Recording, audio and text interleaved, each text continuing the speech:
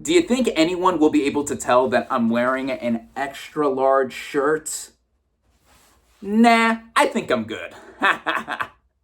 What is up, everybody? Random Man here, bringing you my review for Tony. Yes, I know this is out of focus.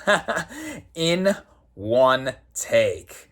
Now, the plot of this biographical film follows the early years of Anthony Bourdain, working in Provincetown, Massachusetts, stories of which are featured in his 2000 memoir, Kitchen Confidential. Going into this movie, I was very much looking forward to seeing it, as it's a biopic on a figure that I didn't initially expect to have exist at all, and it's on someone who was heavily documented in the last couple of decades as being larger than life. If you don't know who Anthony Bourdain is, he's an American chef who, for decades, worked as an executive chef and compiled a bunch of his experiences into his aforementioned memoir, Kitchen Confidential, which became a best-selling book. And a bit after that, he became more famous, at least to myself and my generation, as being a figure on television with various shows such as Parts Unknown and No Reservations. I vividly remember watching a bunch of episodes of these shows when I was much younger, when they were initially streaming on Netflix. My dad would have them on constantly in the background, as he was someone who definitely idolized Bourdain, still idolizes Bourdain. If you want to know whose shirt that was I was wearing in the intro, that is one of my dad's shirts. So yeah, Bourdain is a clear inspiration to many people up until his untimely death in 2018, where he sadly took his own life. I remember breaking the news that morning to my dad, and it was just absolutely devastating.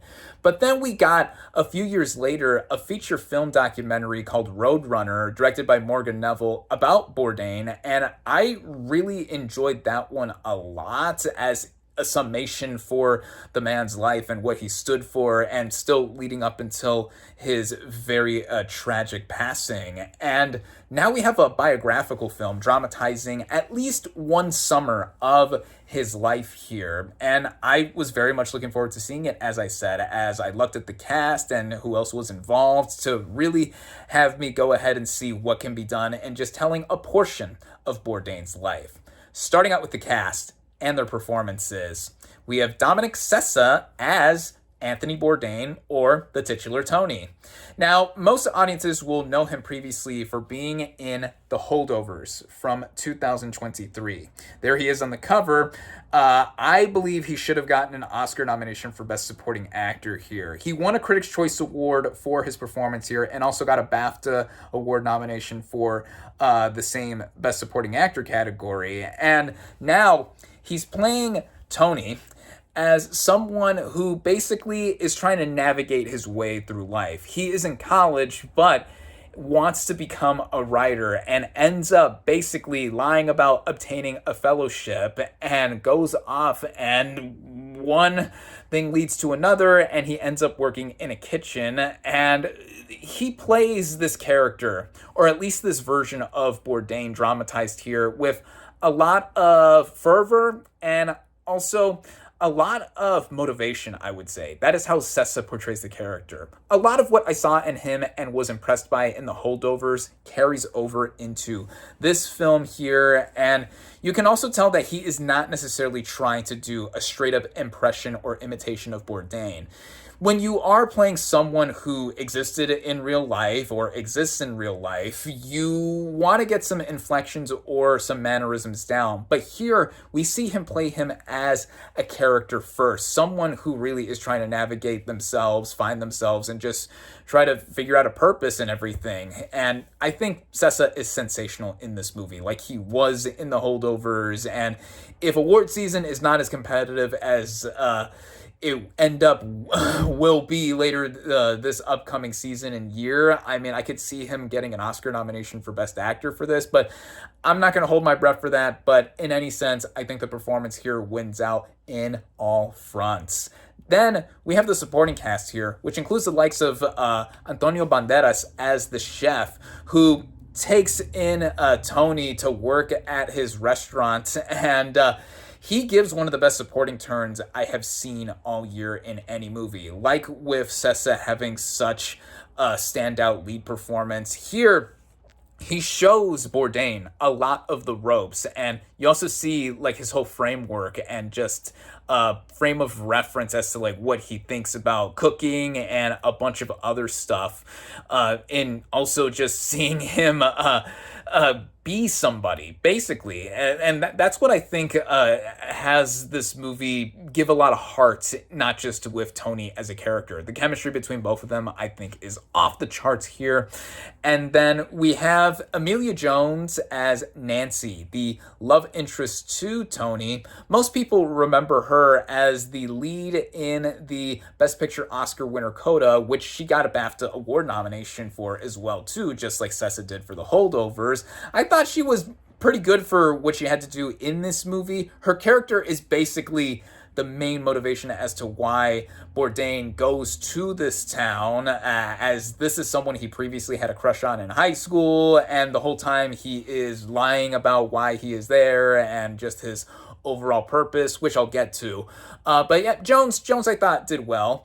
And then there's also Leo Woodall as Sal, one of the workers in this restaurant. Previously, we just saw him earlier this year in Tuner, one of my favorite movies of the year thus far. I highly recommend watching that. And here, he is basically a lot more hard-edged and hard as nails in working in the kitchen, and also building up a rapport with Sessa as Tony. So I thought he stood out here too. There's also Stavros Halkias. I believe I'm pronouncing that name right. I apologize if I butchered it. He plays another restaurant worker who I also previously saw in last year's Begonia as the babysitter cop.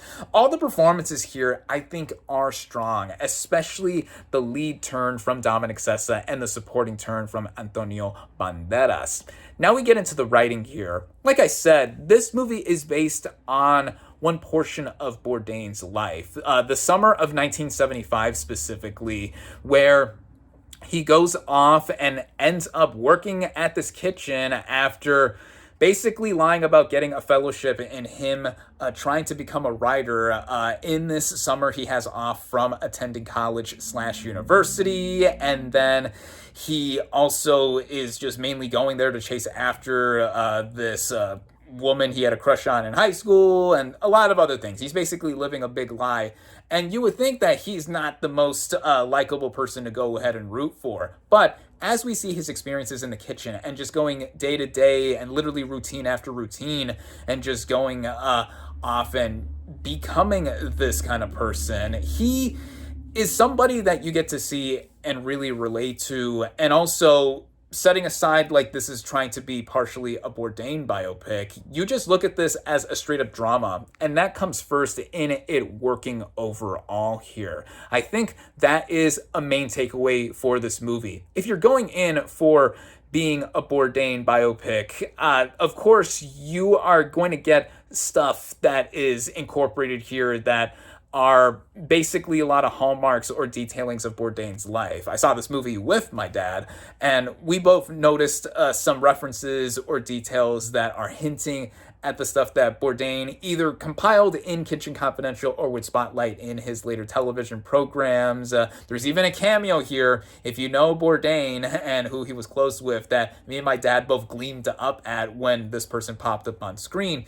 But you should also see this film just as a dense drama that also puts itself first in that way. And I think it's effective between the performances, as I've just mentioned, and then also a cackling comedy. This movie is really funny, darkly funny, because these characters, when they're mainly in the kitchen, they're insulting each other, throwing jabs, and a bunch of other stuff like that. Very similar to a lot of other stuff that you've probably seen in an environment where the kitchen is at the main forefront, like The Bear, and with these characters just bouncing off of one another and being in this specific location, it's really a vibe when you come to think about it. It's basically kind of like a chill hangout movie at times, and when the dramatic moments do come up, they feel like they have purpose. They feel like they come in and just go over the main arc that Tony is going through.